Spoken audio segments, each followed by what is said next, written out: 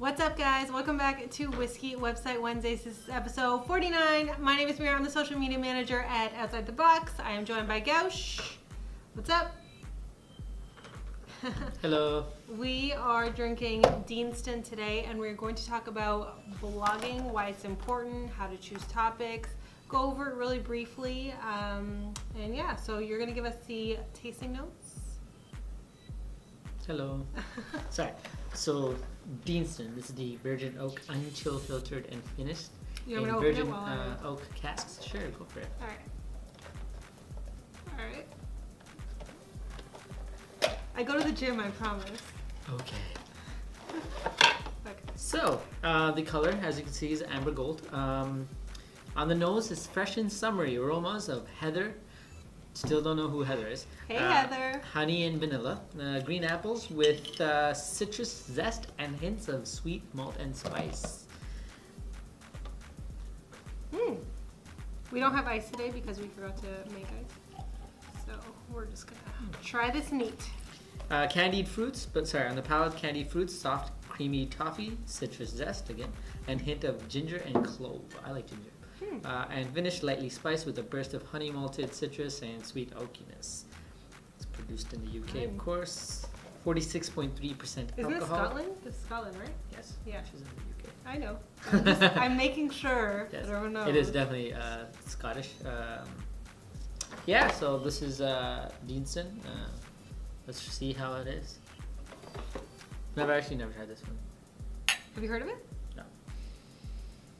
It smells nice.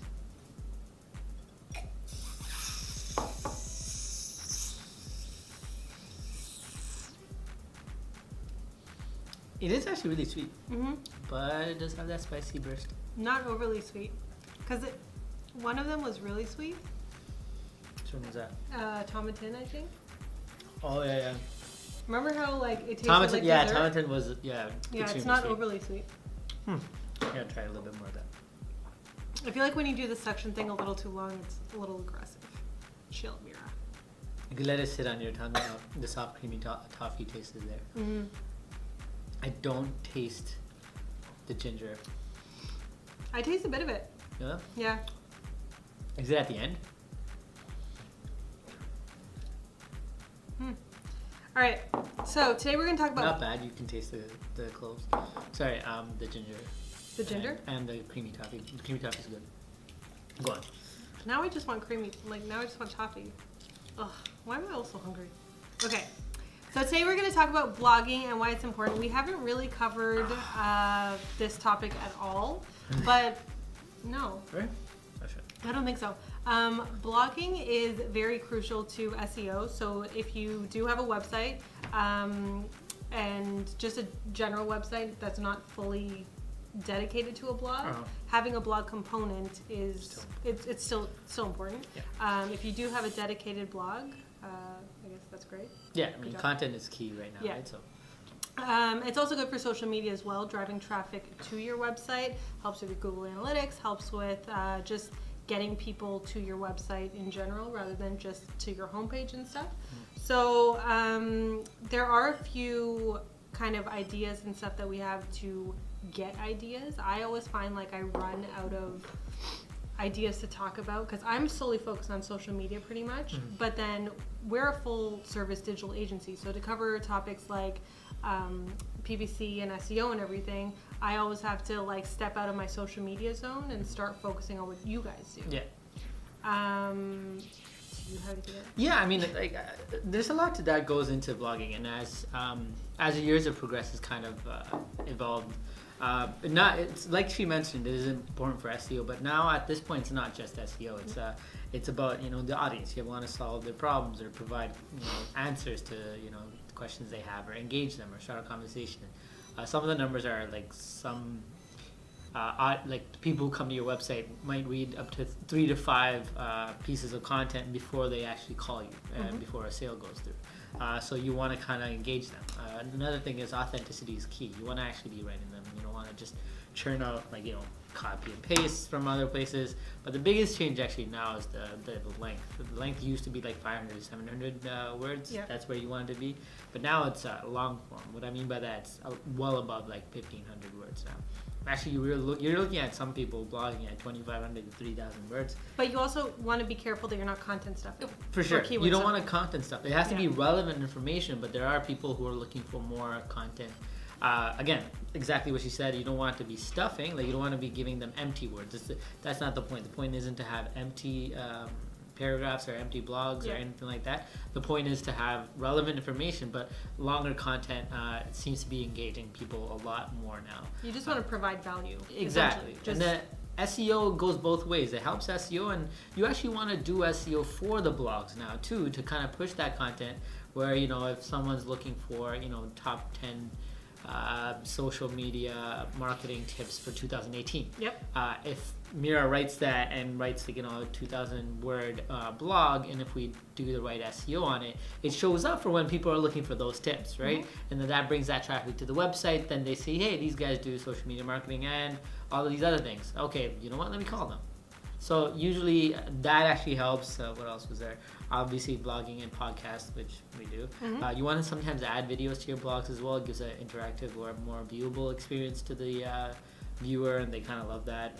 Especially now, there's like 1.5 billion users on YouTube. So yeah, you want to use YouTube some way, somehow. Well, the other thing is, if we turn this vlog pretty much, or like video into a blog, you can kind of vice versa that as well. Yeah, that's actually true. I didn't even think of that. Well, you can have the video at the top and then have basically it written out at the bottom as well, where they can view it or they can read it, right? It's all repurposing content. Exactly. And then you want to link buildings, basic SEO stuff. So you want to link build, have people come in through, and vice versa. You make your blog a reputable brand kind of thing, and then there you have it. All of a sudden, your blog is driving serious traffic. Yep. Well, I mean, we'll be the first to admit we're going through a bit of a rebranding of sorts, and we're working on our blogs ourselves. But we're we're kind of working on it before we start releasing them one at a time, rather than you don't want to actually lose your audience too by doing 2 a month and then never doing it again. Mm-hmm. So we're kind of getting a schedule together and gonna put it out regularly to kind of keep the audience engaged, and that's kind of what you want to do as well. Yeah. Doing 2-3 blogs actually doesn't cut it anymore. We're talking about as much as 16 blogs a month. Yeah. And that is actually apparently found to be the sweet spot. I don't know what you found, but. What I was looking into more was how to choose topics, and with going with 16 blogs a month, it's hard to choose topics. Yeah. So how do you write about stuff that you haven't written about before, and how do you keep your content fresh? Mm-hmm. How do you keep your audience engaged, and how do you make sure it's not stale as well? So one of the things to do is know your audience, know what your audience wants and stuff. You can go on all the trending topics, everything is trending, but you're also going to lose your audience if you're just focusing on fitness oranges. I don't know. Fitness oranges are the best.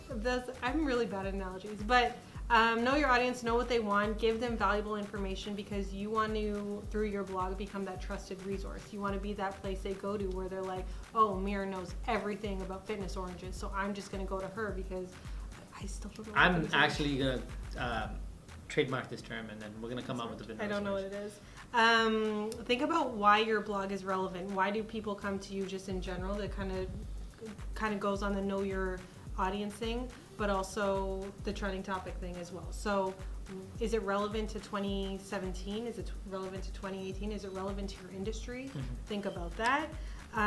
There's tons of content tools out there. One of them is BuzzSumo. It helps you find trending topics. You can use Twitter for trending topics. There's a bunch of free content tools out there that you can use to just kind of get topics within your industry. Nice. Choose something you know as well. That's the kind of last point as well. You don't want to write about stuff that you don't know about, but you just want to be knowledgeable and make it tell a story pretty much, right? Yeah, for sure. So with that being said, we will be releasing more blogs. Yeah, we are planning on it. We just kind of held back on not doing a bad job at it. Rather, we wanted to do it right. Exactly. Yeah. So kind of just taking even the content that we're telling you right now, turning it into in a word format pretty much, so that when people are looking for us, they find the stuff that we're talking about. Exactly. And then sometimes, maybe someone's not looking for whiskey advice, just the blogging advice, or vice versa. So they might just want to be reading. Maybe they're at work and doing some research. They're not going to be able to watch this. So Exactly. repurposing the content written will help us and will help them as well. 'Cause these are a lot of valuable tips that while you are able to find if you know where to look, we're kind of bringing it all together in one spot for you. So. Exactly. All right, any last words? No, just blog away, guys. 2018 is another year you want to keep blogging until something else happens. I don't really think blogging is going to go away. It's content. Content's always going to be better. Content is king. Yes. Yes. Or queen. Would video be queen? What goes hand in hand with content? Whatever. We'll work on these analogies. I will make it a habit. I'll make it a point to work on my analogies. With that being said, if you have any questions about your marketing strategies, be sure to email us at think@outsidethebox.com. Why are you staring at me? This is Gowsh. I'm Meira. With that being said, we hope you guys have a great day. Oh, verdict on this whiskey. Very above good. Average. I like the palate. Not a big fan of the finish. But I do want to try it with a little bit of water to see how it opens up. And notice the last few opened up a lot more with ice. We'll try it, but I mean, it's worth the buy. It's not bad. It's worth the buy, I think. Yeah. Again, guys, it's Deanston. Deanston. I didn't really check the pronunciation this time. It's all good. And it's made in virgin oak casks. So enjoy, guys. Have a good day.